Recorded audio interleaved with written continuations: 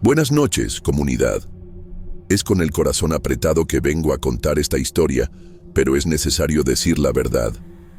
Todo ocurrió en 2011, y por más que parezca un absurdo o una locura, es todo real. Cada pedacito de lo que voy a contar aquí me pasó a mí y me marcó por el resto de la vida. Me llamo Evandro y soy un pequeño empresario en Morelia, en el estado de Michoacán. O, al menos lo era.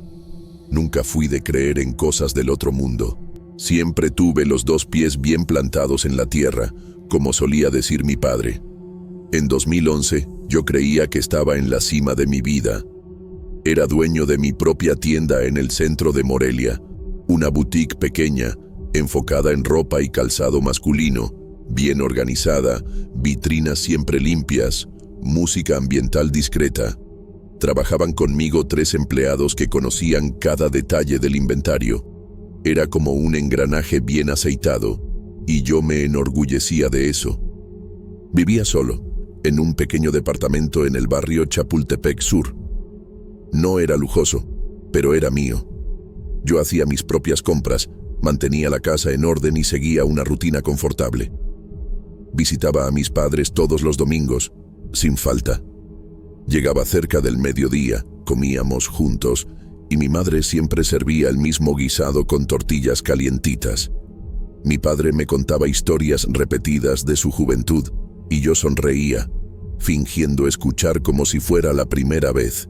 Tenía 2 hermanos, ambos casados, con sus familias. Nuestro contacto era cordial, pero cada uno seguía su camino. Fue un sábado, en un evento de poesía realizado en una antigua librería cerca de la catedral, que vi a Amanda Rosa por primera vez. Había ido por insistencia de una amiga, que decía que necesitaba salir más, abrirme a cosas nuevas. Recuerdo el olor a incienso en el aire, la luz amarillenta y los susurros de la gente mientras los poetas leían sus versos. Y entonces la vi. Estaba sentada sola, con un vestido azul oscuro, anotando algo en una pequeña libreta.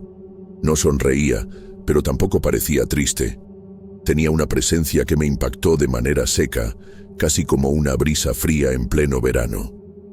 Esa noche, no tuve el valor de acercarme. Solo la observé de lejos, con una sensación extraña en el pecho. En los días siguientes, traté de olvidar, pero su rostro volvía a mi mente como una imagen marcada a fuego. Comencé a frecuentar los mismos cafés del centro, aquellos cercanos a la Casa de la Cultura o al Teatro Ocampo. Un día la vi nuevamente, tomando té sola. Otra vez, la noté caminando por la calle Real. Había algo en ella que me atraía, algo que no sabía explicar. Intenté acercarme.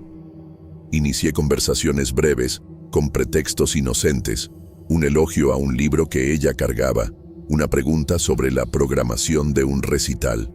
Ella siempre fue educada, pero mantenía una distancia clara. Jamás demostraba interés. Respondía con palabras medidas, una sonrisa corta, y luego desviaba la mirada. Mis colegas de la tienda decían que era demasiado enigmática y que estaba perdiendo el tiempo. Uno de ellos comentó, con cierta burla, que Amanda parecía hecha de piedra, pero yo no podía alejarme. Comencé a soñar con ella, sueños largos y extraños, donde la veía observándome desde dentro de un espejo o llamando mi nombre con una voz ahogada por sábanas gruesas. Despertaba con la habitación fría, incluso en días calurosos, con la sensación de que alguien había estado allí minutos antes. Comencé a guardar sus imágenes con obsesión. Los pasos, la ropa, la manera como recogía su cabello. No lo llamaba amor en ese entonces, pero era como si un ancla hubiera sido lanzada dentro de mí. Hubo un momento en que comencé a preguntarme si algo así podía ser cambiado. Si su indiferencia podía transformarse en interés. Fue en ese estado, de confusión, de deseo y frustración, que escuché hablar por primera vez de Doña Belina. Fue cerca del Mercado Independencia, en una mañana sofocante. Estaba tomando un jugo de naranja, sentado en una banca, cuando dos mujeres comenzaron a platicar a mi lado. Eran señoras, probablemente del barrio, con rebozos coloridos y bolsas de compras. Hablaban sobre una vecina que había reconquistado a su marido gracias a un trabajo hecho por una bruja en Atécuaro. Fingí no escuchar, pero cada palabra me golpeaba como un martillazo. Una de ellas dijo que la mujer era poderosa, que podía doblegar hasta los corazones más tercos y que cobraba caro, pero resolvía. El nombre quedó grabado en mi mente. Doña Belina. Dijeron que vivía apartada, en lo alto de la sierra, y que no atendía a cualquiera, solo a quien supiera pedir correctamente. Más tarde, busqué saber más. Le pregunté a un taxista que me dijo que ya había llevado gente hasta allá.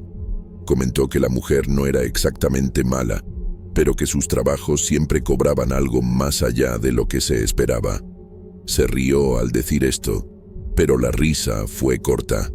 Pasé días sopesando la idea. Me sentía ridículo, considerando algo que iba contra todo lo que creía.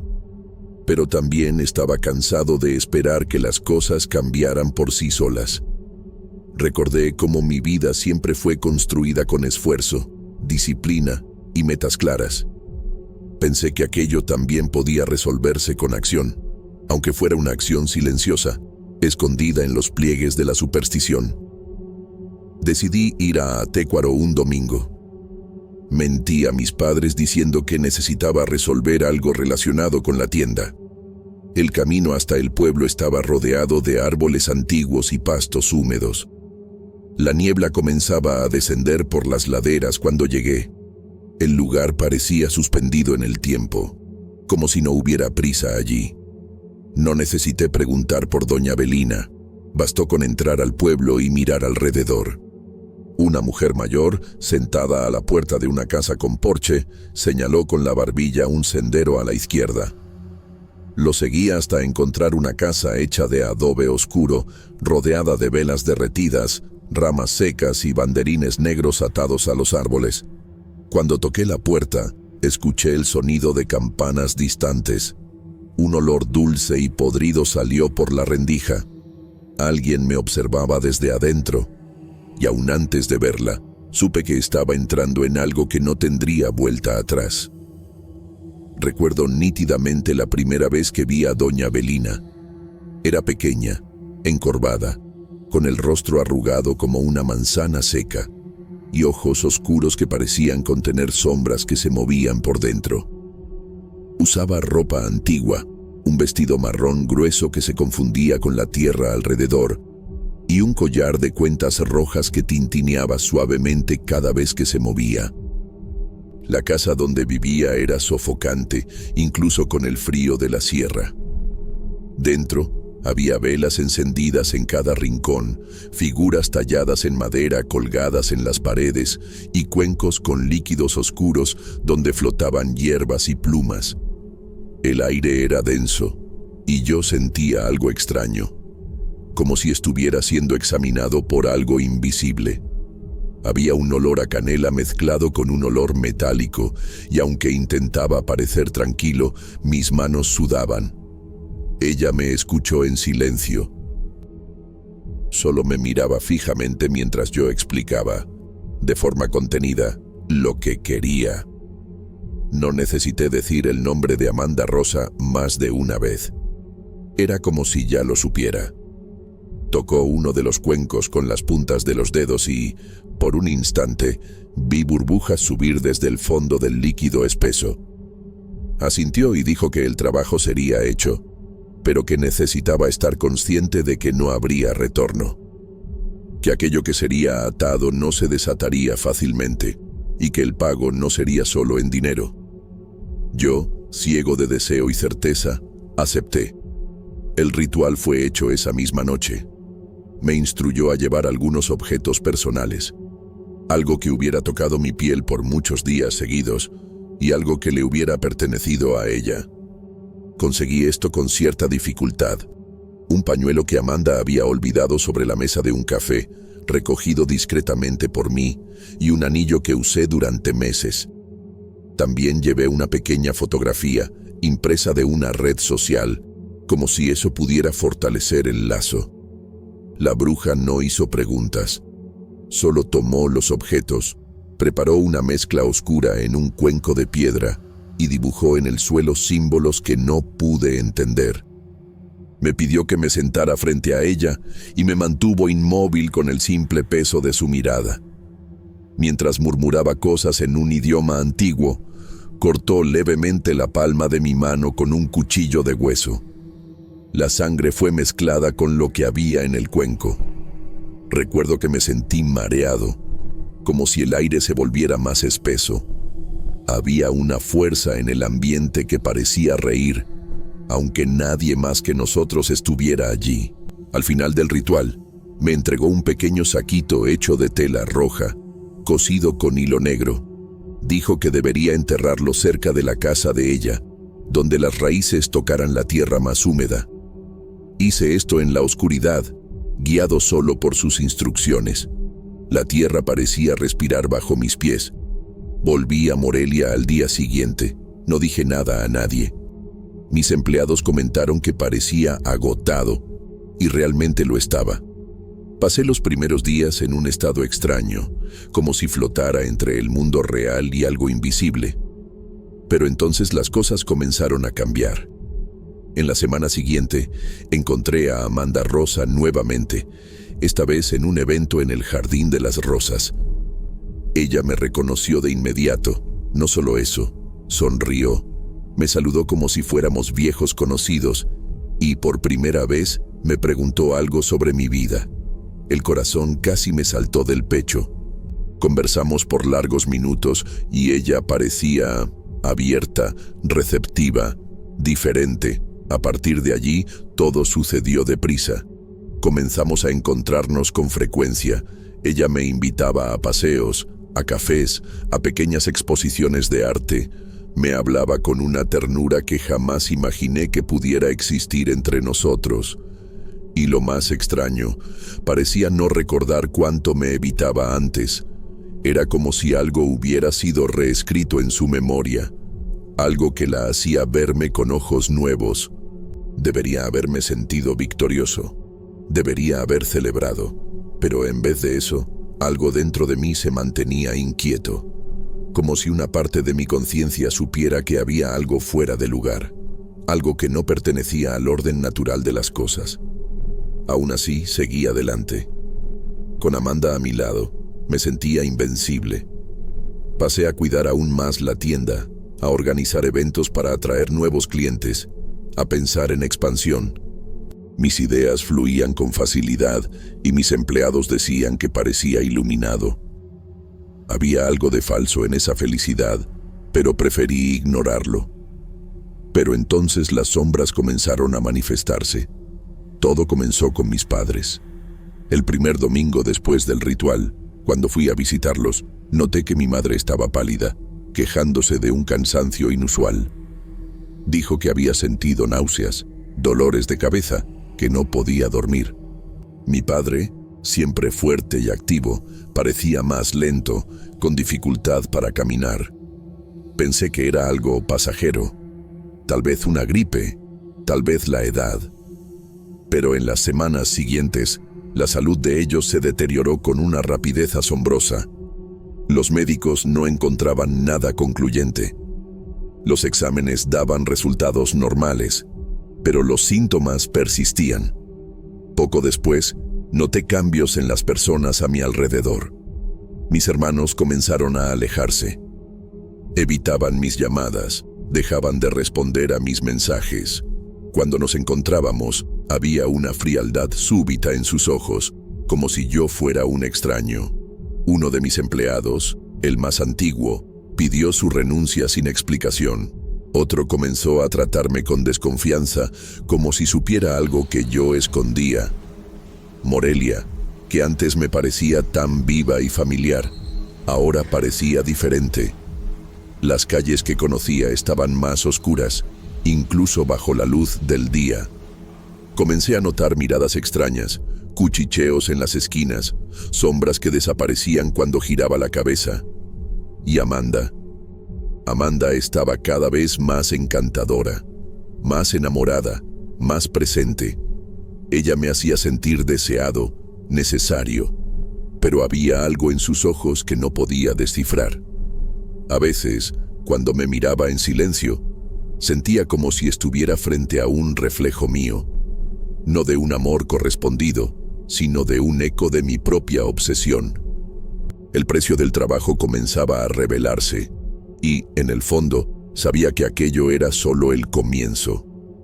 Todo se desmoronó de forma gradual, como un hilo tirado silenciosamente hasta que la trama entera se deshace sin aviso.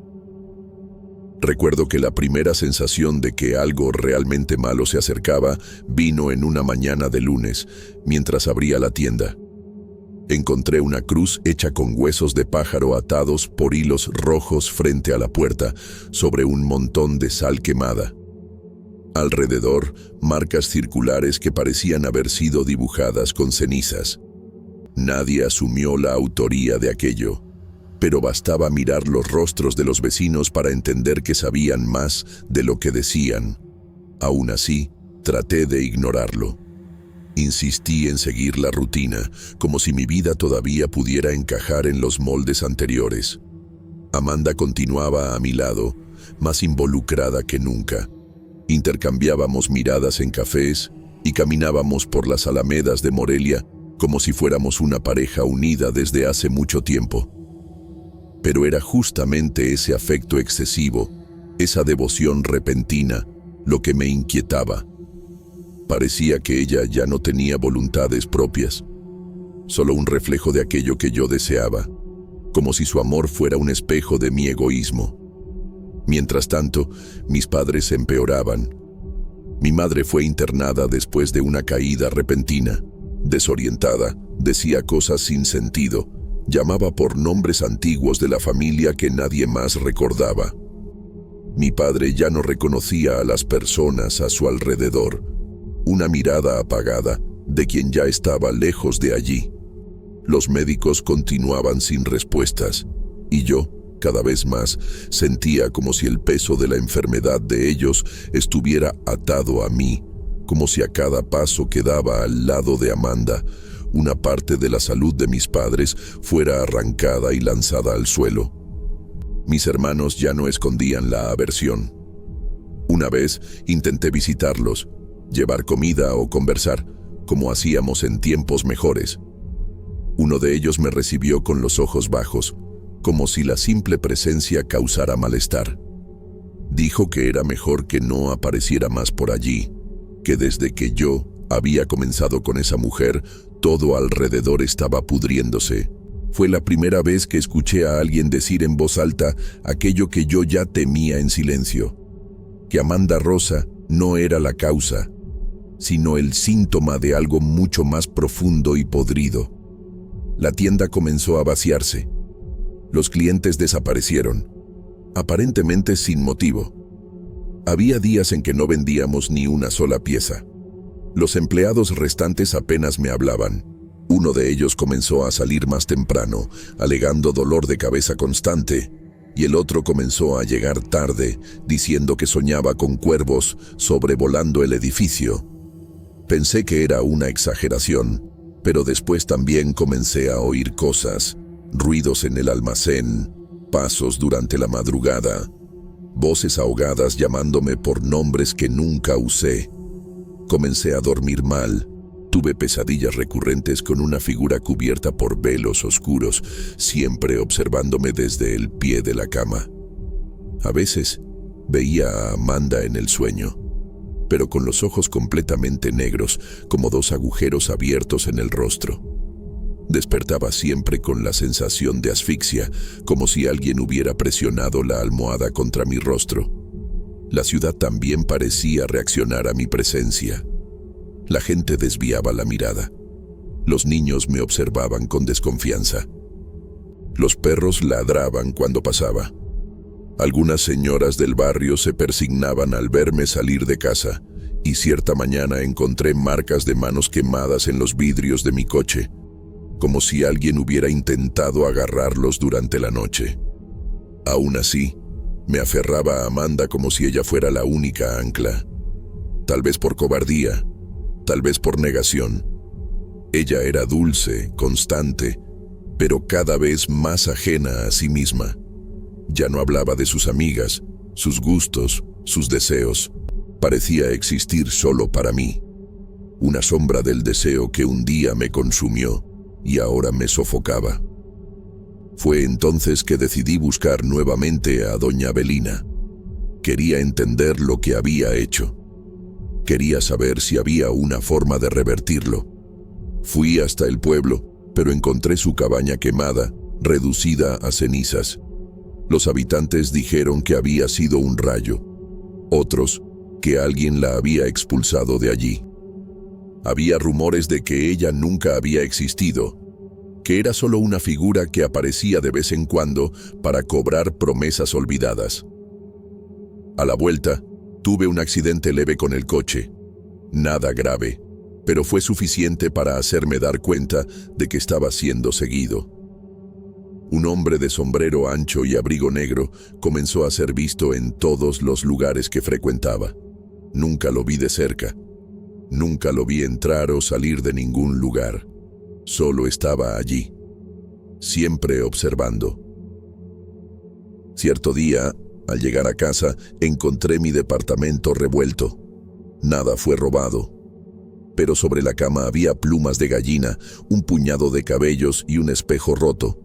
No había señales de forzamiento, solo el eco de mi respiración y la certeza de que algo o alguien había pasado por allí.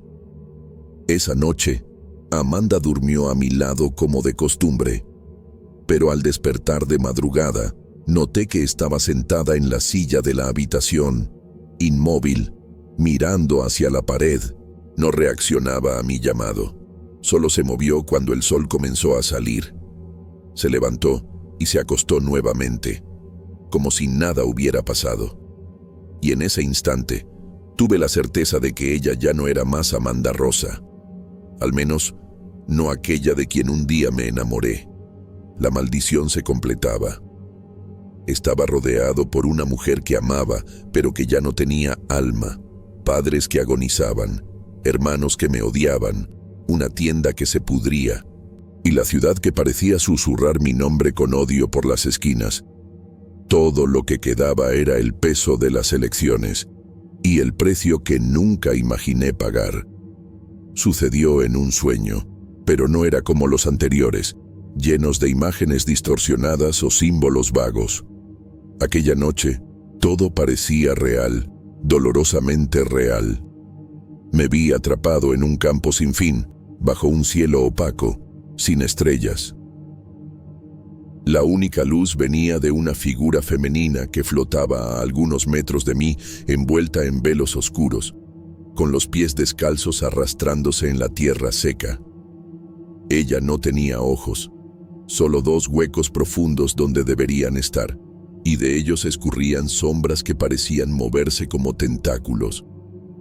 Estaba quieta, pero su presencia se imponía, como si cada latido de mi corazón dependiera de su silencio. Cuando habló, no usó la boca. Las palabras surgieron dentro de mi mente como una infestación.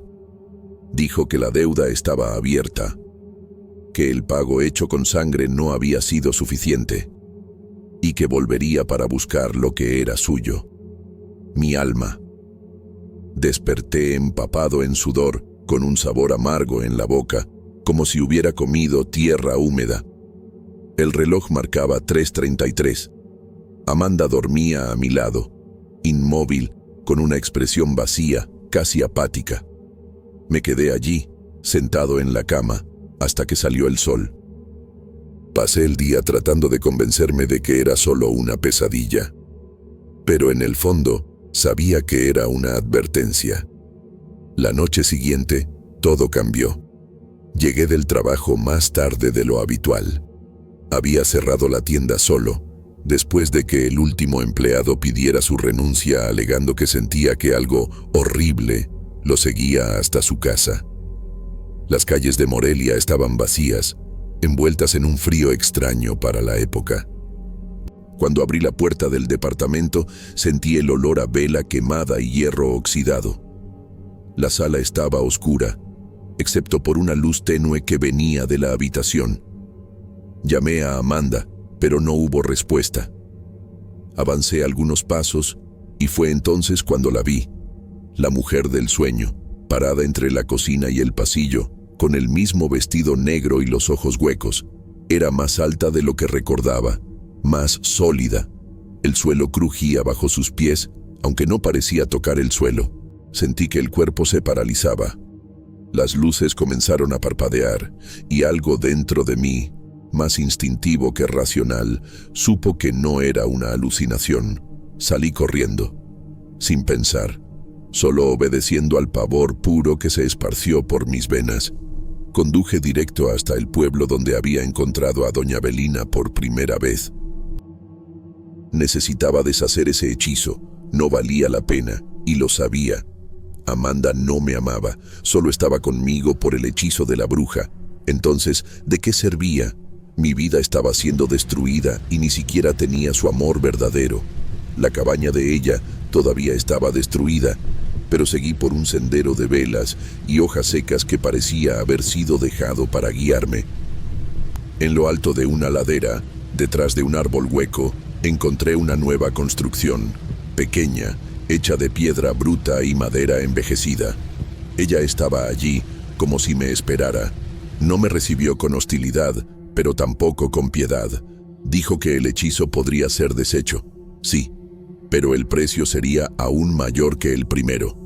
No en dinero, sino en esencia. No entendí en ese momento lo que quería decir con aquello. Y tal vez haya sido mejor así. El miedo me hizo aceptar. El ritual ocurrió esa misma noche. Duró horas. Fuegos de resina ardieron a mi alrededor mientras ella entonaba cánticos en purépecha antiguo. Algo fue arrancado de mí en ese momento. Sentí como si parte de mi energía vital hubiera sido succionada y enterrada en algún lugar que jamás volvería a encontrar. A la mañana siguiente, Amanda me miraba de una manera extraña. No había cariño en sus ojos, solo incomodidad, como si no comprendiera cómo había ido a parar a mi casa. Trató de ser educada, pero estaba distante, inquieta. Cuando la acompañé hasta la puerta, dijo que necesitaba un tiempo para pensar.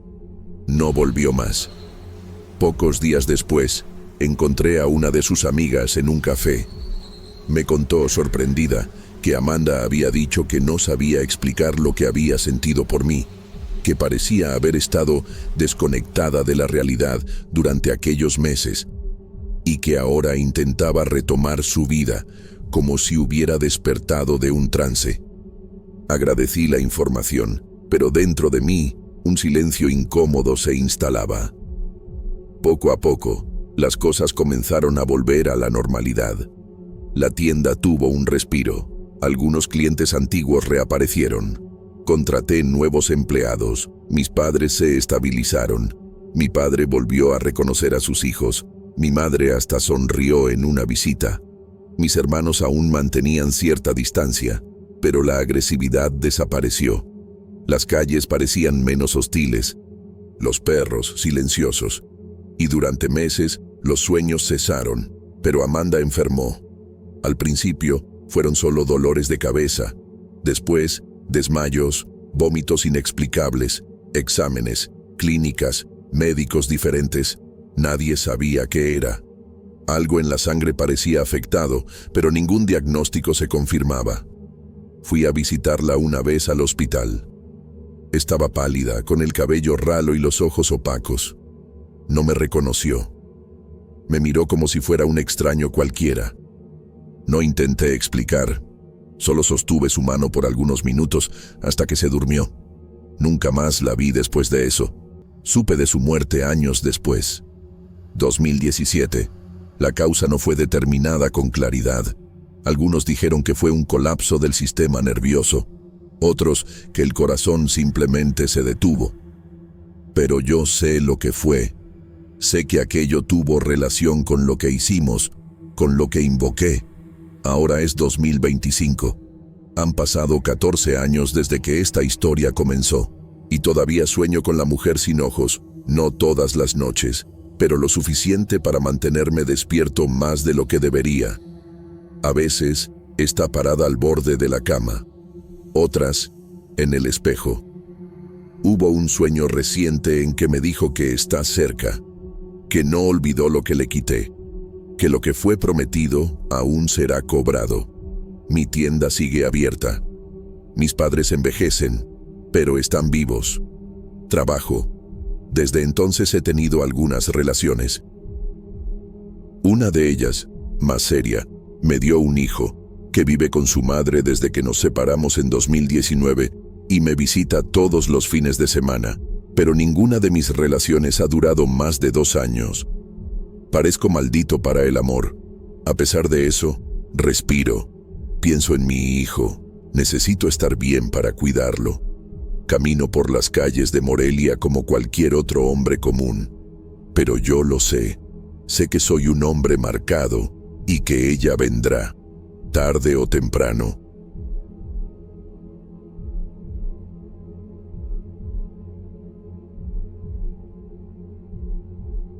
Mi nombre es Aurora. Fue un vecino quien me habló de este canal y me ayudó a enviar mi historia. Nunca he sido muy de estar en internet, pero en esta comunidad siento que hay personas que pueden entender lo que pasé. Por eso, decidí compartir lo que me ocurrió en 2008. Todavía recuerdo el olor de la lluvia mezclado con el polvo de la tierra de aquel barrio olvidado de Tijuana. Era 2008. Y yo vivía en aquella casa sencilla que mi padre había construido con sus propias manos, pedazo a pedazo, durante años de trabajo duro, con las uñas heridas y las rodillas gastadas de tanto esfuerzo. Él levantó aquellas paredes con esperanza, creyendo que estaba dejando algo de valor para mí, aunque nunca logró regularizar la propiedad ni registrar el terreno en el catastro. La casa era pequeña, con el techo torcido en algunas esquinas, pero estaba llena de recuerdos, las risas de mis hermanos, el olor del frijol cocinándose en las mañanas de domingo, las promesas susurradas durante las tormentas. Nunca imaginé que todo aquello podría desaparecer tan de repente, como si el pasado no tuviera valor, como si nosotros nunca hubiéramos existido allí. Cuando todo terminó, ni siquiera tuve tiempo de despedirme de las paredes que fueron testigos de toda mi vida. Mi marido se había ido poco antes de eso, dejando atrás un vacío que no era solo emocional. Era también financiero, físico, pesado. Él nunca fue amable, nunca trajo paz dentro de casa. Su ausencia fue casi un alivio, aunque dejó un rastro de cuentas acumuladas, deudas que yo no sabía cómo pagar, y un miedo arraigado en el alma que tardaría mucho en desaparecer. Yo intentaba mantener la dignidad, cosiendo para afuera, vendiendo lo que podía, pasando las noches despierta entre agujas y retazos, pero no era suficiente. Mis hijos se enfermaban con frecuencia y los médicos hablaban de virus y alimentación débil, como si yo pudiera hacer magia con lo poco que ganaba. La desesperación se instaló cuando vi sus ojos perder el brillo, día tras día, mientras el mundo seguía ignorando nuestro dolor. Y fue en ese momento que la constructora llegó, como una ola fría que lo devora todo. Los ingenieros y abogados decían que era progreso, pero para nosotros fue solo pérdida. Ellos ignoraron cada ladrillo colocado con amor, cada árbol plantado por memoria. La casa fue demolida ante mis ojos, con el mismo ruido seco de un corazón partiéndose, y todo lo que quedó fue el polvo en el aire y una ausencia que ni la lluvia consiguió lavar. Después de que la casa cayó, me vi empujando a los niños, enfermos y callados, dentro de un cuarto sofocante en el fondo de la casa de una tía lejana. Era un espacio mal ventilado, donde apenas cabíamos los tres, apretados entre bolsas y un viejo colchón extendido en el suelo. La presencia de mi tía era más una formalidad que un gesto de compasión. Apenas me dirigía la mirada y las palabras entre nosotras se limitaban a lo necesario. Yo sentía el peso de la humillación diariamente, como si hubiera vuelto a ser una extraña entre los míos. Cada día, los niños tosían más, con fiebres que no cedían, miradas apagadas y cuerpos demasiado frágiles para su edad. Llegó un momento en que me encontré imaginando si la muerte, por más cruel que fuera, no sería una especie de alivio para ellos, que sufrían callados, y para mí, que ya no encontraba fuerzas ni para llorar. Fue en este abismo de desesperación que escuché hablar de él. Don Leandro, un nombre que circulaba en susurros, siempre rodeado de recelo y respeto.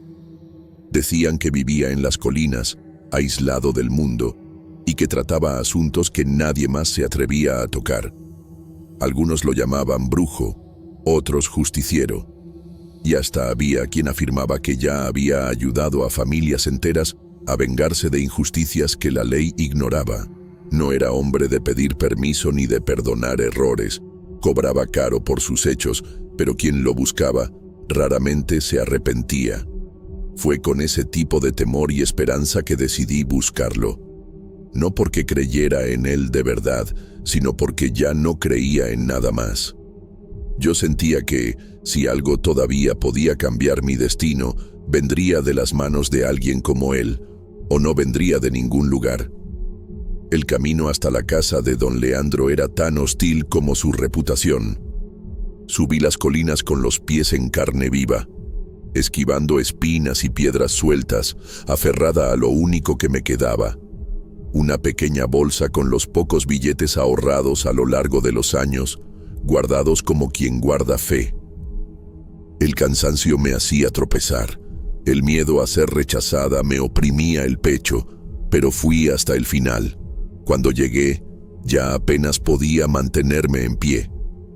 Él me recibió sin sorpresa, como si ya esperara mi visita, y sus ojos cargaban una oscuridad que parecía antigua, profunda, insondable. No hice preguntas, solo entregué todo lo que tenía, a cambio de 3 peticiones: que mi casa fuera devuelta, que los responsables de su destrucción sintieran en carne propia lo que yo sentí, y que mis hijos sobrevivieran. Don Leandro escuchó todo sin prisa, y solo me aseguró que el pago sería hecho, pero que el precio sería alto. Yo acepté sin dudar, porque en ese punto, cualquier cosa era mejor que seguir viviendo de esa manera. Las semanas que siguieron fueron una mezcla de miedo y expectativa. La muerte de mi exmarido fue lo primero que ocurrió. Me enteré que apareció sin vida, de forma trágica, encontrado caído en un callejón en una de las partes más peligrosas de la ciudad de Tijuana, conocida por ser escenario de actividades como tráfico de drogas e incluso tráfico humano. Nadie pudo explicar cómo el cuerpo estaba tan desfigurado, y nadie pudo explicar qué estaba haciendo mi exmarido en ese lugar. Poco después, uno de los ingenieros de la constructora se quitó la vida, y el dueño de la empresa fue arrestado por acusaciones que salieron a la luz de repente: corrupción, crímenes ambientales. No esperaba que la justicia fuera tan rápida, pero parecía que algo mayor estaba actuando. Y entonces ocurrió lo impensable. Documentos antiguos, amarillentos por el tiempo y olvidados en los archivos públicos, salieron a la luz como si hubieran sido guardados a la espera de ese momento. En ellos constaba que el terreno donde crecí era, de hecho, herencia legítima de mi padre.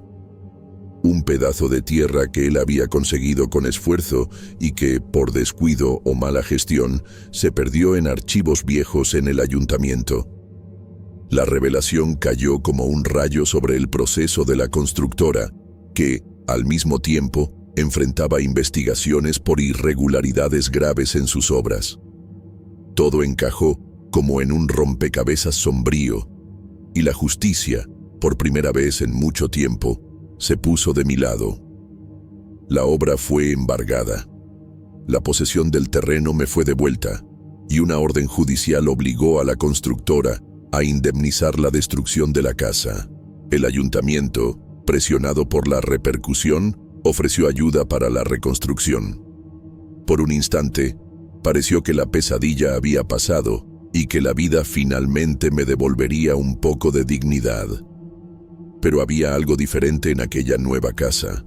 La estructura era similar, las medidas eran las mismas, hasta los azulejos de la cocina yo misma los había escogido para que fueran iguales a los de la casa antigua.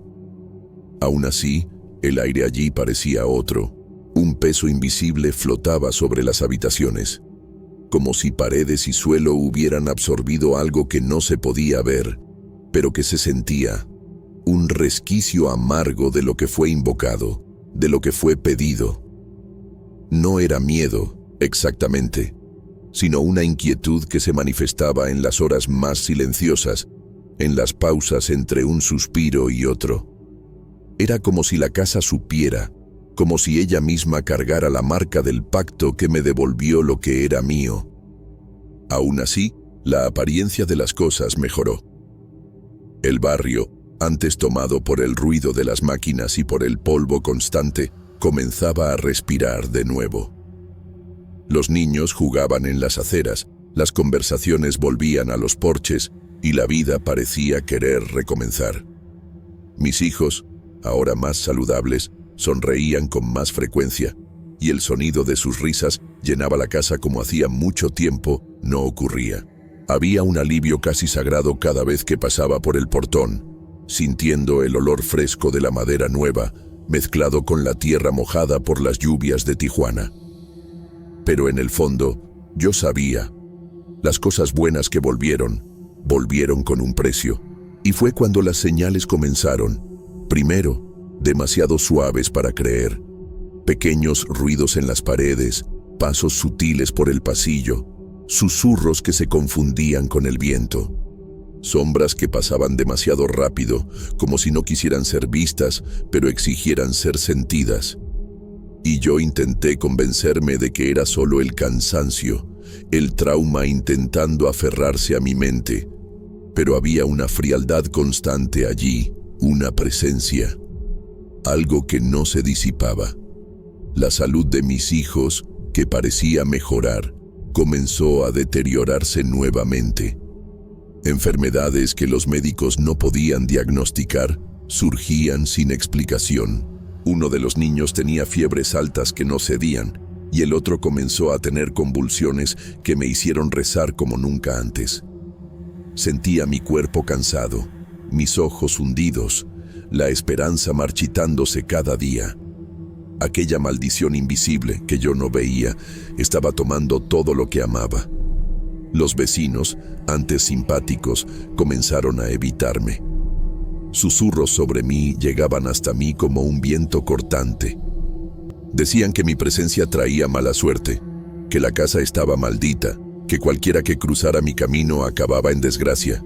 Los pocos amigos que me quedaban se alejaron, y me quedé sola, rodeada por sombras que no podía ver, pero que me aplastaban poco a poco. Cierta noche, algo horrible ocurrió. Los niños, que dormían en la misma habitación, despertaron gritando, agarrándose uno al otro como si vieran algo aterrador en la esquina del cuarto. Cuando encendí la luz, no había nada allí, pero sus ojos estaban llenos de terror, y sentí un escalofrío recorrer mi espina dorsal. En ese momento, entendí que el hechizo que me ayudó a recuperar todo estaba consumiendo mi vida lentamente, devorando mi alma como un parásito invisible. Recordé las palabras veladas de don Leandro, algo que solo ahora comenzaba a comprender.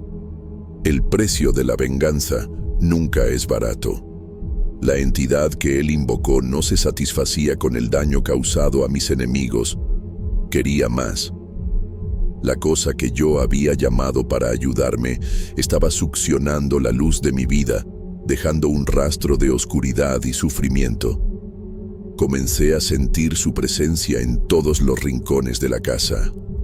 A veces, una figura oscura surgía en los bordes de mis ojos y cuando giraba para mirar, no había nada. Otras veces, voces distantes me llamaban por mi nombre, como una invitación siniestra. Yo sabía que la cosa quería algo que no podía dar, algo que haría que la cuenta final de mi alma llegara. El miedo se convirtió en mi compañero constante. La esperanza desapareció como la última llama en una noche sin luna. Ya no sabía si estaba viva o si era solo una sombra caminando en aquella casa maldita, atrapada a una promesa hecha en desesperación. Y entonces, una noche, recibí un aviso claro. Algo ocurrió que cambió todo para siempre, y yo sabía que la batalla final estaba cerca. No sabía si tendría fuerzas para enfrentarla, pero ya no había vuelta atrás. Era de noche, y estaba preparando algo simple para la cena, cuando todas las luces de la casa se apagaron. Miré por la ventana y vi que los vecinos tenían luz. Decidí verificar nuestra caja de energía. Los niños se asustaron con la oscuridad. Intenté tranquilizarlos, dejándolos con algunos dulces en la cocina, mientras iba a la parte trasera a verificar la caja. Fue entonces cuando vi, parada en la puerta trasera, una figura alta, esquelética, usando ropas negras que parecían antiguas, podridas, llenas de rasgaduras y sin ojos, solo agujeros profundos mirándome. Y sonrió de una manera macabra. Yo grité. Las luces volvieron en ese mismo instante y ella desapareció. Los niños corrieron hacia mí, pero yo solo sabía llorar. Una vecina vino a ver qué había pasado y me ayudó a calmarme. Le dije que creí haber visto a un hombre en el patio, un ladrón. No tuve valor para contar la verdad. No sé si me creyó. Cuando la presencia de aquella mujer sin ojos apareció nuevamente en mi casa la semana siguiente y desapareció de la nada, como antes, no tuve fuerzas para intentar deshacer el pacto con don Leandro. Algo dentro de mí me decía que él no podía, o no quería, retirar la oscuridad que había liberado. Aquel mal que yo misma había llamado estaba demasiado arraigado, atado con hilos invisibles que yo no sabía cortar. Desesperada, busqué ayuda en otro camino. Un curandero de la región, Alfredo, un hombre sencillo, con ojos amables y una sabiduría ancestral heredada de los viejos ritos indígenas y católicos mezclados, aceptó ayudarme. Dijo que las entidades negras invocadas por don Leandro no descansarían hasta que hubieran cobrado todo lo que deseaban y que la única forma de sobrevivir sería resistir, alejar poco a poco esas sombras con baños de hierbas, rezos y rituales que durarían meses. Lo visité todas las semanas y el curandero venía a mi casa con sus instrumentos humildes, velas, sal gruesa, copal, agua bendita, hierbas secas e incienso. Sentía el olor fuerte de las plantas quemadas mezclado con el silencio tenso de la casa. Las oraciones y rezos antiguos que él murmuraba parecían trazar un círculo invisible de protección, una luz frágil contra la oscuridad que insistía en avanzar. Poco a poco, algunas de las maldiciones comenzaron a ceder. Mis hijos se enfermaron menos, los ataques y convulsiones disminuyeron, y el miedo que impregnaba las paredes de la casa perdió un poco de su peso. Mis amigos volvieron a acercarse, aunque el recelo nunca desapareció totalmente. Pero el precio era demasiado alto. El menor de mis hijos se enfermó de repente, una enfermedad que la medicina no pudo explicar ni curar. Intentamos de todo, pero ningún remedio hacía efecto, ni los rezos del curandero. Mi hijo se fue antes de que pudiera despedirme, dejando un vacío profundo, una herida que sangra hasta hoy. El entierro fue apresurado, con poca gente, porque temían que fuera una enfermedad contagiosa. El dolor de la pérdida se mezclaba con el cansancio de los meses de lucha invisible contra fuerzas que yo no entendía. Incluso con la ayuda del curandero, las pesadillas no cesaron. Por la noche, mi sueño era invadido por la figura horrible que tomaba el lugar de don Leandro en mis sueños. un demonio de apariencia terrible, con ojos llameantes, cuernos retorcidos y una voz que me acusaba, recordándome el pacto que jamás sería olvidado. Era como si aquel ser aguardara el momento adecuado para cobrarme, para finalmente arrancar de mí lo que había sido prometido. Con el tiempo, después de la muerte de mi pequeño, intenté levantarme, porque todavía tenía un hijo que criar. Era todo lo que me quedaba. Necesitaba garantizar que nada nunca más le ocurriera. Continué recibiendo ayuda de don Alfredo por más tiempo. Conseguí un empleo como empleada de limpieza. Comencé a cuidar de mi vida y a cuidar mejor de mi hijo. Las entidades negras no se manifestaron más en mi casa, no físicamente, y mi hijo mayor nunca más enfermó. Terminó la escuela y hoy trabaja como ayudante de albañil. Es feliz, pero todavía recuerda la muerte de su hermano. Puedo ver en sus ojos que no ha olvidado. Hoy, en 2025, todavía cargo esa sombra. La lucha continúa, y sé que la paz completa jamás será mía. Todavía sueño que estoy en la casa de don Leandro, pero quien me recibe ya no es él, sino un ser terrible, con pelo negro, cuernos y ojos rojos. En el sueño, cuando lo veo, grito y despierto. No sé por qué todavía sueño con esto. ¿Será trauma? ¿Será un aviso de que todavía tengo algo que pagar a don Leandro y sus entidades negras? No lo sé, pero aprendí a convivir con la oscuridad, resistiendo todos los días, con la esperanza frágil de que, a pesar de todo, mi alma pueda encontrar algún día algún descanso. Y principalmente, con la felicidad de saber que mi hijo tendrá una vida normal.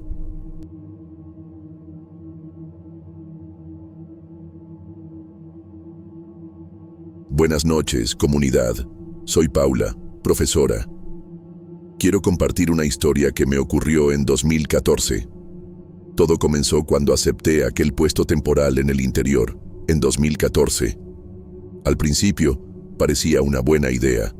3 meses enseñando ciencias para la educación básica en una comunidad rural al sur del estado, un lugar de clima templado, lejos de la ciudad, ideal para reorganizar mi vida después del luto.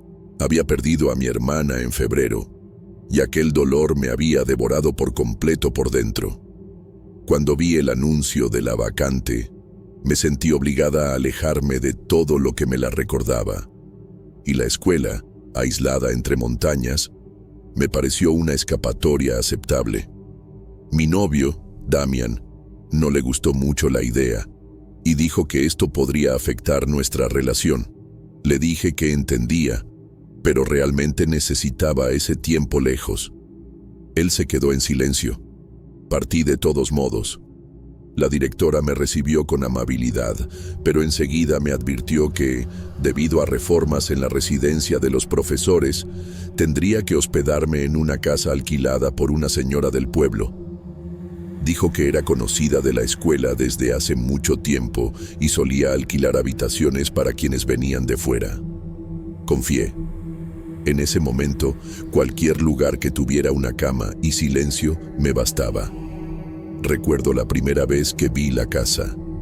Estaba alejada del pueblo, casi en el límite donde la carretera se convertía en sendero. Era una construcción antigua, hecha de piedra y madera oscura, con ventanas pequeñas y un portón que crujía al menor toque. La señora que me recibió se presentó como doña Tomasa, una mujer de mirada firme, rostro arrugado y un pañuelo siempre cubriendo sus cabellos blancos. Dijo que podría usar la habitación del fondo y que, si quería cenar, bastaba con avisarle por la mañana. Hablaba poco, pero con autoridad, como quien ya ha visto muchas cosas y no necesitaba probar nada. En los primeros días, la casa pareció tranquila, demasiado silenciosa, tal vez, pero yo estaba demasiado exhausta para molestarme. La habitación era pequeña, con muebles antiguos y olor a madera guardada.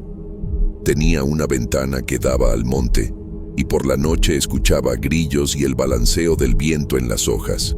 Comencé a habituarme a la rutina de la escuela y a los alumnos, que eran amables, pero reservados. No tardé en notar que muchos evitaban pasar cerca de la casa donde yo estaba. Llegué a oír a una niña diciéndole a otra que yo vivía en el lugar de la mujer que hablaba sola, pero no le di importancia en ese momento. Pensé que se referían a la soledad de doña Tomasa. Cierta noche, cuando regresé más tarde de lo habitual después de una reunión, encontré la puerta de entrada entreabierta. Me pareció extraño, pues recordaba haberla cerrado con llave. Entré con cautela y todo parecía en orden. Llamé a doña Tomasa, pero no hubo respuesta. Cuando pasé por la sala noté algo fuera de lugar.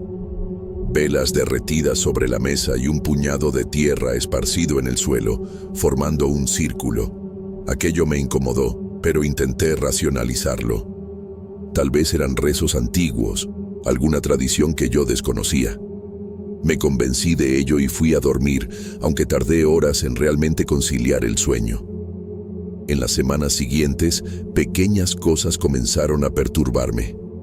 Algunas mañanas, al despertar, sentía un olor a humo que venía del pasillo, como si algo hubiera sido quemado por la noche. Otras veces, oí susurros provenientes del otro lado de la pared, en la habitación de doña Tomasa. Siempre sonidos bajos, como si alguien murmurara oraciones en una lengua que yo no lograba reconocer. Una noche, creí haber oído una risa corta, ahogada, y solo volví a dormir después de ponerme los audífonos. No tenía valor para preguntar directamente qué hacía ella. Había algo en su postura que me dejaba insegura, como si supiera, instintivamente, que no debía interferir. E incluso cuando doña Tomasa me hablaba por la mañana, como si nada hubiera ocurrido, me veía incapaz de mencionarlas. Lo máximo que pregunté un día fue si solía encender velas durante la noche. Me dijo que era una costumbre antigua que protegía la casa y a las personas que dormían bajo su techo. Su voz era tranquila, pero sus ojos decían otra cosa. Había algo allí que no se explicaba con facilidad. Cierto domingo, decidí caminar por los alrededores. El sendero detrás de la casa llevaba a un pequeño arroyo. En el camino, encontré a un señor anciano que me reconoció como la nueva profesora. Me preguntó si estaba viviendo con doña Tomasa y, al oír mi confirmación, solo asintió con una mirada pesada. Comentó, sin entrar en detalles, que no todos aguantaban quedarse mucho tiempo allí. Dijo que ella conocía los secretos de la tierra y que algunas puertas, una vez abiertas, no podían ser cerradas. Esa noche, soñé con una silueta. Era una figura envuelta en telas, sin rostro, que caminaba lentamente hacia mi cama. No podía moverme, ni gritar. Cuando desperté, había marcas de barro en el suelo de la habitación, como si pies descalzos hubieran circulado por la cama. Miré por la ventana y el bosque parecía inmóvil. El cielo, completamente oscuro, sin luna. A partir de aquel día, algo dentro de mí comenzó a cambiar. No era solo miedo. Era una sensación de presencia, como si ya no estuviera sola, incluso cuando doña Tomasa no estaba. La casa parecía respirar, encogerse durante el día y expandirse durante la noche. Las paredes crujían de forma extraña, como si contuvieran algo que presionaba desde dentro. Comencé a dormir con una lámpara encendida, algo que no hacía desde la adolescencia. Aún así, continué allí. Algo me mantenía. Era como si una fuerza invisible me atara a aquella casa, impidiéndome hacer las maletas y partir. Comencé a notar que no era solo yo quien cambiaba. Mi cuerpo comenzó a reaccionar de forma diferente. A veces, despertaba con hematomas en los brazos o cortes finos en las piernas, como arañazos hechos por garras. Intenté encontrar explicaciones. Pesadillas. Tal vez me estaba lastimando sin darme cuenta. Pero dentro de mí ya lo sabía. Aquella casa estaba viva y yo estaba siendo observada. Y todo esto era apenas el comienzo. La convivencia con doña Tomasa se convirtió en un juego silencioso de observaciones mutuas. Ella me trataba con respeto, pero había algo vigilante en sus gestos. Una vez, mientras tomaba café, noté que me observaba sin disimulo, como si estuviera evaluando mi resistencia, como quien espera una reacción que nunca llega. No llegué a comentar sobre las marcas en mi cuerpo o los sueños, pero sentía que ella lo sabía. Era como si nada de lo que ocurría en aquella casa escapara a su conocimiento. Con el paso de las semanas, mi rutina se moldeó a los ritmos de la casa. Salía temprano para la escuela, evitaba volver tarde y raramente deambulaba por las habitaciones. Pero había un espacio que me atraía con fuerza creciente: la habitación cerrada al final del pasillo. Nunca la vi abierta. El picaporte era de bronce oscurecido y el marco exhalaba un olor denso a hierbas quemadas, mezclado con algo más antiguo, difícil de nombrar. Comencé a notar que, por la noche, la luz que escapaba por debajo de la puerta era diferente, a veces anaranjada, otras azulada, y en ciertas noches parecía pulsar, como si la propia madera respirara. Una tarde, al volver de la escuela más temprano debido a una tormenta, encontré a doña Tomasa ausente. La llave aún estaba colgada junto a la puerta, lo que era inusual. Un impulso me llevó hasta el final del pasillo. Con cada paso, el aire parecía más denso, como si las paredes absorbieran el sonido de mis movimientos. Cuando toqué el picaporte, sentí un calor súbito, como si estuviera tocando metal calentado al sol. Retiré la mano por instinto. El olor del otro lado era más fuerte allí, una mezcla de cera, azufre y algo mineral, como sangre seca. Volví a mi habitación con el corazón acelerado y me forcé a olvidar. Pero la habitación comenzó a manifestarse de otras formas. Cierta madrugada, fui despertada por un sonido repetitivo, un tintineo metálico, como si cadenas fueran arrastradas lentamente sobre el suelo. Cuando abrí los ojos, el sonido cesó, pero una sombra alargada cruzaba mi pared, proveniente de la rendija bajo la puerta cerrada, como si alguien o algo caminara allí dentro. Permanecí inmóvil hasta el amanecer, escuchando respiraciones que no eran mías y un ruido rítmico, semejante a un tambor distante, golpeando en intervalos regulares. Los alumnos comenzaron a preguntarme si estaba enferma. Una de las madres comentó, durante una reunión, que estaba más delgada y con ojeras profundas. Me di cuenta de que mi apariencia reflejaba el agotamiento que intentaba ocultar. En casa, comencé a evitar los espejos, pues a veces veía movimientos que no eran míos en el reflejo, sombras que pasaban detrás de mí o siluetas que desaparecían en cuanto me giraba. Una noche, durante una tormenta, se fue la luz. Encendí una vela y me senté en el suelo de la habitación, intentando calmarme. Fue entonces cuando oí la puerta cerrada abrirse con un chasquido seco. El sonido resonó por el pasillo, como si la casa entera hubiera contenido la respiración. No me levanté. Me quedé allí, inmóvil, con la llama de la vela temblando. Sentí que alguien me observaba, desde el pasillo, pero no oí pasos. Después de largos minutos, la puerta se cerró nuevamente, sola. A la mañana siguiente, al bajar para el desayuno, doña Tomasa me esperaba en la mesa con un vaso de un líquido espeso, verdoso, y dijo que debía beberlo. Habló de que los sueños dejaban rastros en el cuerpo y que aquel remedio purificaría mi espíritu. No cuestioné. Bebí. El sabor era amargo, casi metálico. La sensación que vino después fue de ligereza, como si hubiera llorado sin lágrimas. Me dijo que la casa protegía a quien sabía escucharla, pero que también castigaba a quien la irrespetaba. Completó diciendo que había reglas allí, más antiguas que cualquier rezo o escritura, y que los antiguos moradores lo entendieron demasiado tarde. Aquellas palabras quedaron conmigo como una herida abierta. ¿Quiénes eran los antiguos moradores? ¿Qué habían hecho? Esa semana comencé a encontrar objetos en lugares equivocados, plumas quemadas en el alféizar de la ventana, amuletos hechos con cabello humano bajo mi almohada, dibujos rayados con carbón bajo los muebles. Una noche, al encender la luz, encontré una cruz invertida marcada en la pared detrás de mi cama, como si hubiera sido tallada con cuchillo. Apagué la luz y fingí no haberla visto. Pero lo peor estaba por venir. En una madrugada sofocante, soñé que caminaba por los pasillos de la casa, pero las paredes estaban cubiertas de pieles cocidas y ojos me seguían.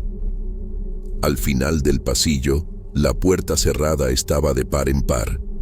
Al cruzar su umbral, encontré un círculo hecho de huesos y cera, y en el centro, una mujer de espaldas con cabellos largos y negros como la brea.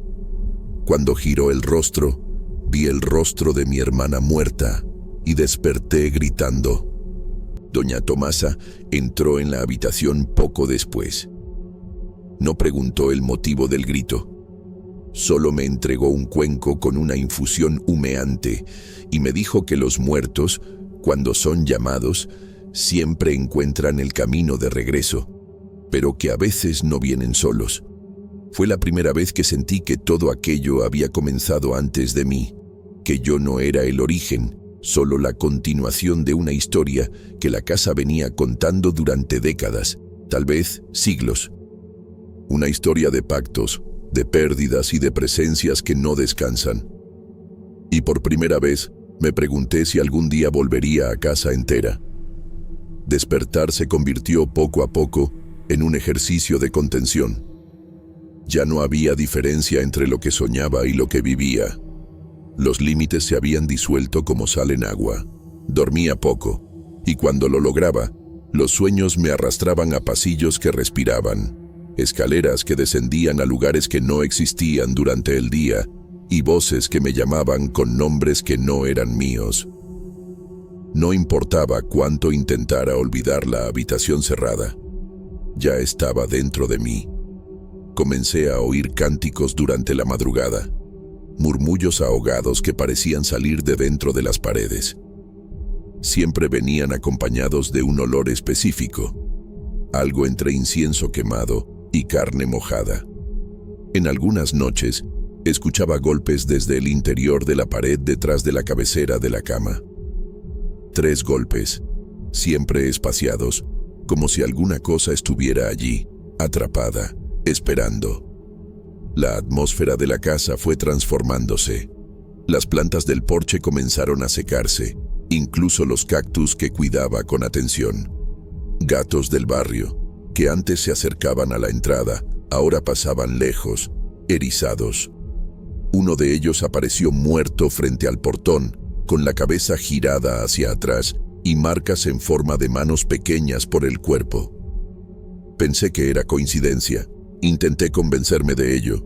Fue en ese periodo que las notas comenzaron a aparecer. Pequeños trozos de papel, siempre doblados con precisión casi ritual, surgían en los lugares más íntimos de mi rutina. Entre las páginas de mis libros, mezclados con mi ropa doblada, escondidos bajo el colchón donde dormía. Las letras eran minúsculas, firmes, y siempre escritas con una tinta roja que parecía más cercana a sangre seca que a cualquier tinta común. Los mensajes no traían frases completas, eran como fragmentos arrancados de un secreto mayor, incompleto, pero aún así, aterrador. Algunos decían apenas, «Ella no está sola», o «Lo que duerme en la habitación cerrada no olvida rostros». Pero hubo una nota en especial que me marcó profundamente. En ella se leía solo, «Tus sueños no son tuyos». Y por primera vez sentí que algo dentro de mí, algo que no sabía que podía ser tocado, había sido violado. Sin saber a quién recurrir, llevé las notas a doña Tomasa, la mujer más anciana y más sensible del barrio, a quien muchos buscaban en secreto cuando el médico o el sacerdote ya no daban respuesta. Esperaba de ella alguna explicación, tal vez un ritual de protección, cualquier cosa que me devolviera el sentido de seguridad. Pero lo que recibí fue un silencio pesado y una mirada resignada. Observó los papeles con cuidado, sin tocarlos, como si supiera de dónde venían. Dijo apenas que ciertas energías adormecidas en aquella casa podían despertar cuando alguien intentaba ver demasiado, cuando los ojos humanos osaban mirar lo que debía continuar enterrado. Habló de que no todos estaban preparados para los ojos que la casa prestaba, ojos que veían más allá de la carne y del tiempo. Y mientras decía esto, su voz parecía ya alejarse, como si cada palabra fuera también una despedida, como si me dejara sola frente a lo que ella ya no podía enfrentar. En la misma semana, tomada por una necesidad casi febril de entender lo que estaba ocurriendo, fui en busca de respuestas. Comencé por los archivos antiguos de la escuela donde enseñaba, intentando buscar registros históricos de aquella casa. Nombres de antiguos moradores, dueños de terrenos, algo que me dijera de dónde venía aquella inquietud ancestral. Después de mucho buscar, encontré un nombre: Esperanza Avaroa. En los años 70, era conocida en la zona central como la mujer silenciosa. Personas de toda la ciudad iban hasta su casa en busca de curas espirituales, rezos fuertes, bendiciones. Decían que tenía el don de limpiar cuerpos y almas. Pero algo ocurrió allí. Un periódico viejo, con la página manchada de moho, traía la noticia de la desaparición de 3 niños del vecindario, todos vistos por última vez frente a aquella misma casa. A partir de entonces, el lugar quedó abandonado por más de 20 años. Solo fue restaurado a principios de los 2000 por un grupo privado, y desde entonces nadie permanecía allí por mucho tiempo. Los relatos se repetían: voces, brotes, suicidios, accidentes. Fue en ese momento que comprendí: yo no era una víctima solitaria de algo excepcional. Yo era apenas una pieza más en el patrón sombrío que aquella casa perpetuaba. Volví a casa ese día con la certeza de que necesitaba salir, pero cuando entré por la puerta principal, tuve la nítida sensación de que algo en mí ya se había quedado allí. Como si la casa me hubiera absorbido. Esa noche, soñé que caminaba por un patio cubierto de espejos rotos. Cada fragmento reflejaba una parte de mí en situaciones que nunca viví. En una de ellas, sonreía con el vientre hinchado, como si estuviera embarazada. En otra, lloraba sobre un niño quemado. En otra más, sangraba por los ojos mientras reía. En el centro del patio, había un árbol retorcido con cabezas colgadas por los cabellos. Una de las cabezas abrió los ojos y me dijo, sin mover los labios, que yo ya había cruzado la última puerta. Desperté empapada en sudor. La habitación olía a tierra mojada y mis pies estaban sucios de barro. Las marcas en el suelo iban de la cama hasta la puerta cerrada. A la mañana siguiente, el espejo del pasillo amaneció cubierto por un paño negro, como si alguien hubiera hecho un velorio. Doña Tomasa no mencionó nada, solo dijo que yo no debería mirar directamente a ciertos reflejos después de los sueños. Intenté mantener la rutina. En el trabajo, mis alumnos ya no se acercaban como antes. Una niña de primer grado me dijo, con la inocencia cruel que solo los niños tienen, que mi piel parecía deshaciéndose en las puntas de los dedos. Me miré en el baño y vi que las uñas estaban azuladas. Las puntas de los dedos, de hecho, estaban extrañas, como si hubieran sido sumergidas en tinta oscura. Mis ojos estaban hundidos, los cabellos caían más cada día. Sentí que estaba siendo drenada por algo invisible y constante. La noche siguiente, la habitación cerrada estaba abierta. La puerta se balanceaba suavemente como si me invitara. El pasillo estaba helado, y un olor a carbón y carne quemada me causó náuseas. No entré, solo miré hacia adentro y vi un círculo de sal, muñecas sin rostro sentadas alrededor, y en el centro, una especie de altar hecho con madera carcomida, cráneos de animales y cera derretida. Sobre el altar, una única vela encendida iluminaba una figura inmóvil, un cuerpo pequeño, encogido, envuelto en paños oscuros, con ojos completamente blancos. Cerré la puerta despacio, sin hacer ruido. La cerré con la llave que estaba en el marco y la arrojé al desagüe del fregadero. Esa madrugada, soñé con mi madre, aunque ya estuviera muerta hace más de 10 años. Ella me abrazaba con fuerza, y detrás de nosotras, la casa se derrumbaba en llamas silenciosas. Cuando desperté, el sol brillaba fuerte y el olor a café venía de la cocina, como si nada hubiera ocurrido. Pero yo sabía, algo había sido despertado, y ya no había vuelta atrás. Hay cosas que se pegan a la piel, incluso después de tantos baños, oraciones e intentos de olvido. La casa fue una de ellas. No importaba cuánto intentara seguir con la vida, alejarme, negar, ella volvía, en sueños, en olores, en coincidencias. Volvía en las miradas de los demás, en las manchas de las paredes de otras casas, en el reflejo de las ventanas por la noche. Después de aquella última noche, cuando vi el altar y aquello que reposaba en el centro del círculo, pasé algunos días sin dormir. Cerré la habitación de nuevo, aunque supiera que nada más la mantendría cerrada. En algún nivel, acepté que aquello era mayor que yo. No me sentí valiente, tampoco fuerte, solo exhausta. Comencé a prepararme para irme. Pedí licencia del trabajo, vendí muebles, puse todo lo que pude en cajas.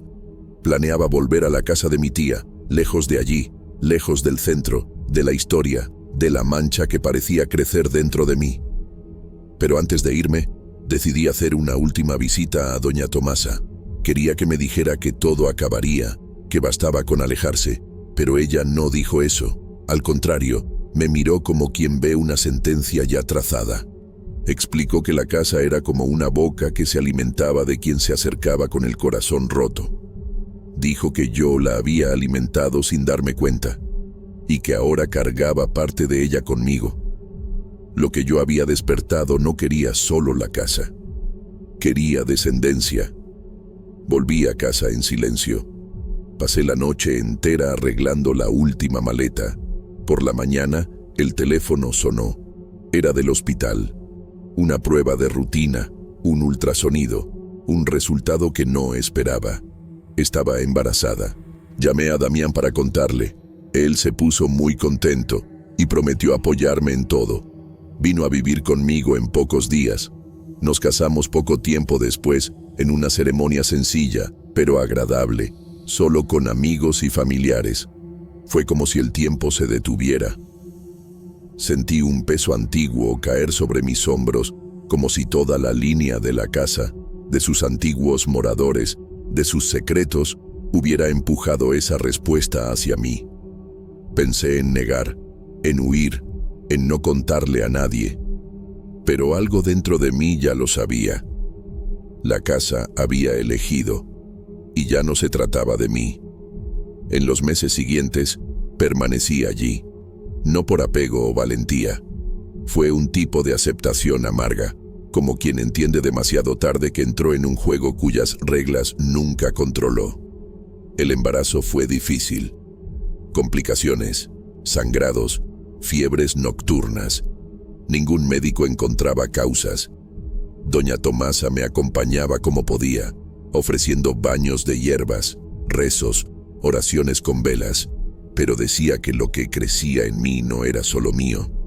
Damián no entendía nada de lo que doña Tomasa hacía, pero lo aceptaba, ya que sus cuidados parecían hacerme mejorar. Damián intentaba ayudarme a su manera, siempre diciendo que quería que nos fuéramos de aquel lugar, pero yo usaba mi empleo como excusa para quedarme. Entonces, Él consiguió un trabajo también en la región. A los 7 meses, soñé que caminaba por dentro de la casa, pero todo estaba invertido. El techo era el suelo, los muebles flotaban y la puerta de la habitación cerrada estaba abierta. Dentro no había altar, ni muñecas, ni símbolos, solo una cuna.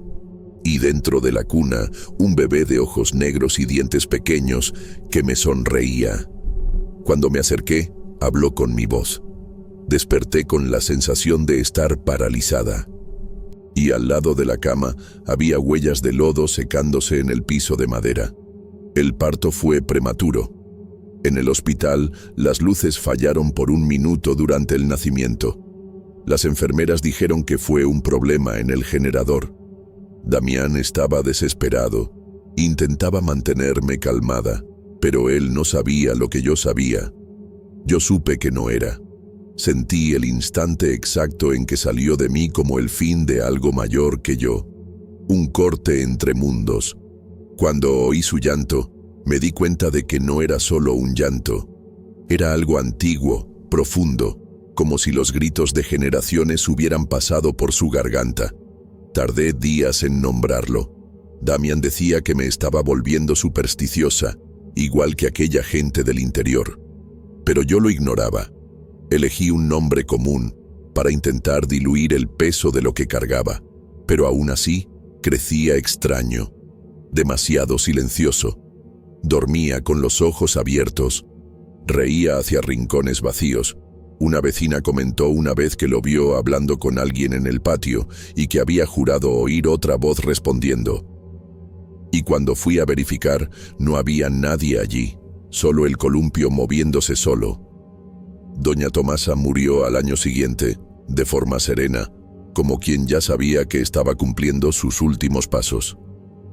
Poco antes de partir, dejó una nota para mí, guardada dentro de uno de los libros que solía prestarme.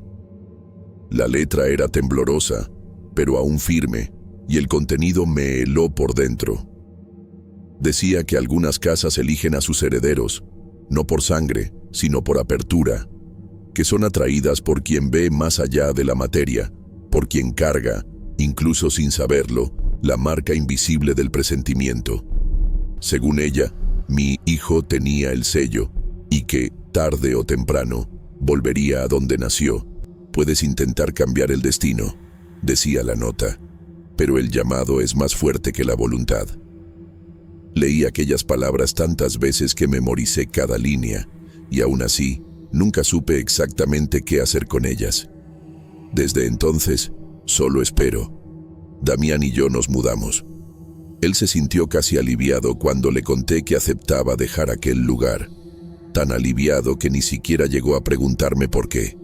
Vendimos todo, menos la casa. Esa no tuve valor de entregarla a nadie más. Quedó como estaba, vacía, intacta, como una cápsula del tiempo esperando ser reactivada. Todavía recibo cartas sin remitente, con dibujos infantiles y símbolos que solo vi en mis sueños, garabateados con una precisión que asusta. A veces, en medio de la noche, escucho a mi hijo mayor murmurando como si conversara con alguien. Cuando pregunto, responde con naturalidad. Es la señora de vestido negro. Ella vive en la casa de olor dulce, igual al de la flor que plantas en el patio. Él nunca supo del jazmín. Nunca le conté a Damián todo lo que viví en aquella casa. Preferí guardármelo. Tuvimos otro hijo y continuamos con la vida, ahora en una ciudad más grande, donde el ruido del tráfico y el movimiento constante ayudan a esconder los ruidos del pasado. Volví a dar clases, y muchos días hasta logro creer que el tiempo cicatrizó lo que ocurrió. Pero a veces, por la noche, cuando estoy sola, el peso vuelve. Ya han pasado 11 años y todavía sueño con aquella casa. Pero los sueños han cambiado. Ahora, cuando atravieso el pasillo hasta la habitación cerrada, ya no encuentro el altar.